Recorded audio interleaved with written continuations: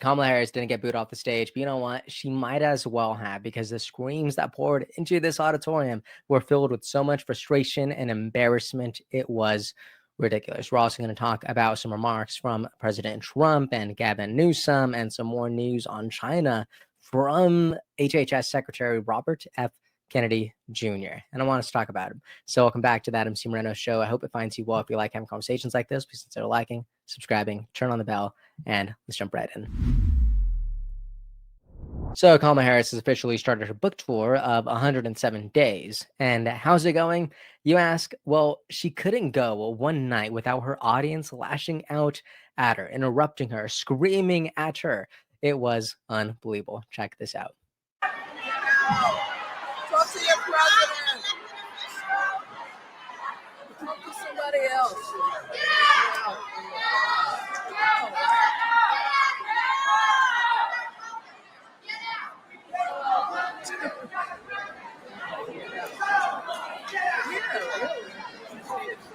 They won't look that. I'm not president right now. There's nothing I can do.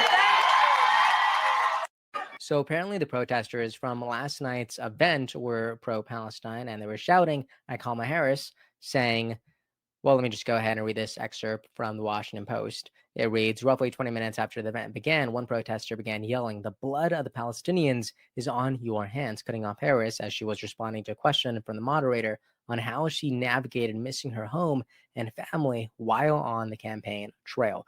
The crowd yelled to drown him out as the event staff arrived to remove him. But things didn't end there. In fact, it got so bad that Kamala eventually had to snap back and screamed, "You're not letting me talk." And she got up from her chair. Now, this is ridiculous for a couple reasons, but the fact that she had to calm her own audience down like they were toddlers and this was a daycare is, in fact, pretty scary. Look at this. About how and why you were saying what you were saying now and how I felt about it. You're not letting me talk. You know what? I respect your right to speak. You're not letting.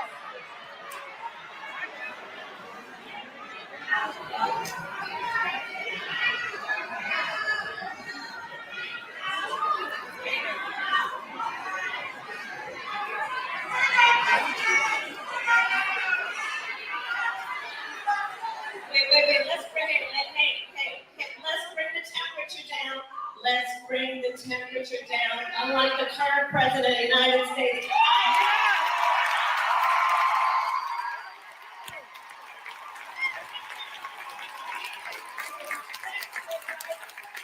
So the crowd clapped and cheered, and I do give Kamala Harris the credit for being able to command this room, but it did take her a while. And I gotta say, I do think this particular moment says more about Kamala Harris's supporters than it does say about her.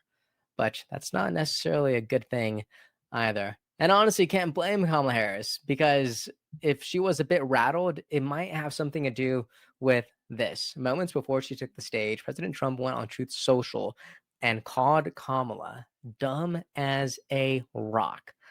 I am not kidding. So I'm not sure if Kamala Harris saw this before she took that stage, although how could you not? So President Trump writes, Kamala Harris, who is dumb as a rock, is going around and using as a standard part of her speech on why she lost the election, that 2024 was the closest presidential election in the 21st century.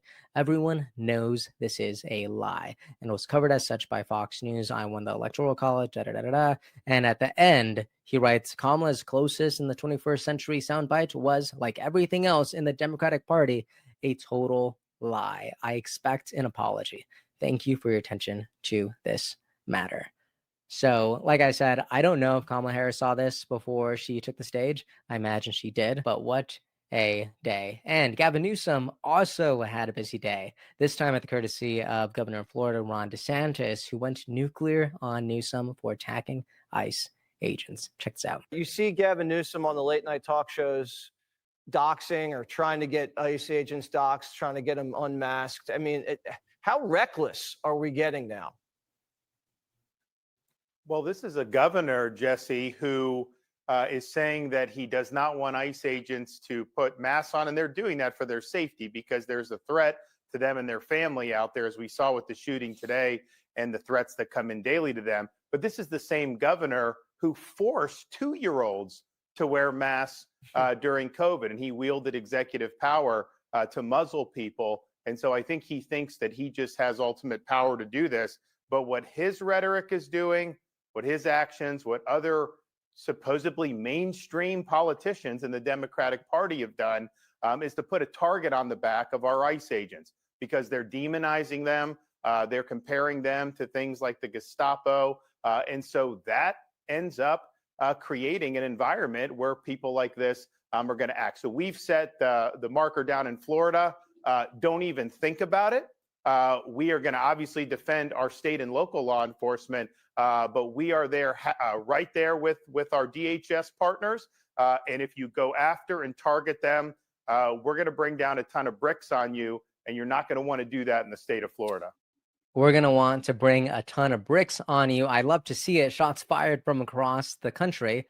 My goodness. And you know what? That was an awe on Fox News in their attack of Gavin Newsom, because Sean Hannity also took a jab at the governor, this time saying what everyone has been thinking.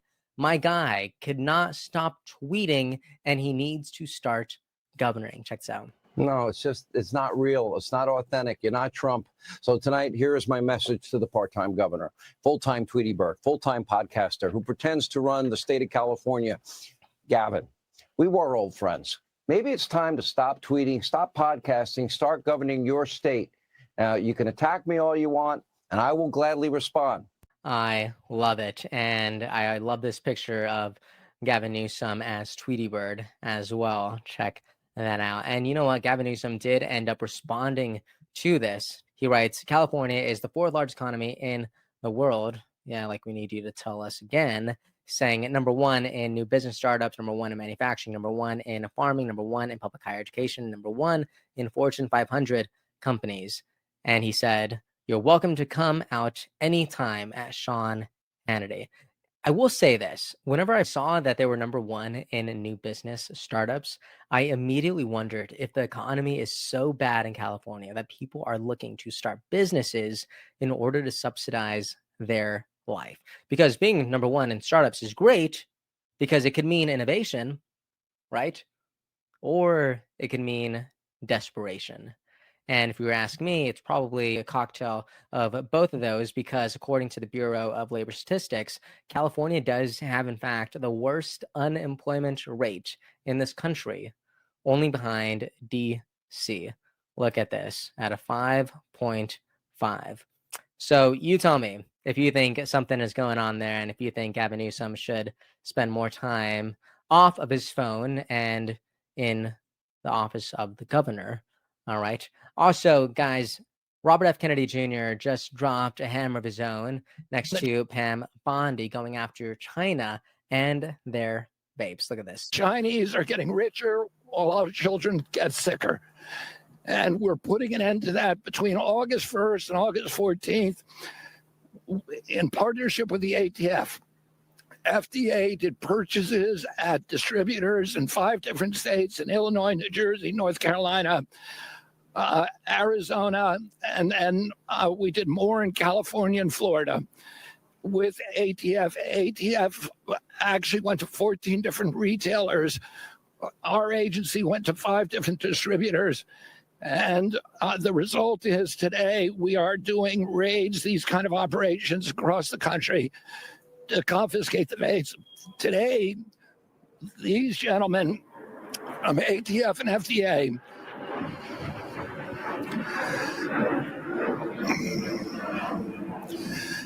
confiscated 50 truckloads of this material, and 90% of it comes from China. So these kind of operations we're doing to target the biggest distributors, but also to send a message throughout this entire industry that this will not be tolerated anymore, that there's a new sheriff in town, her name is Pam Bondi, and that we are going to target these Chinese vapes and stop them from poisoning our children. So good. Protecting the children, protecting the schools. I love to see it. And you know what else I love to see?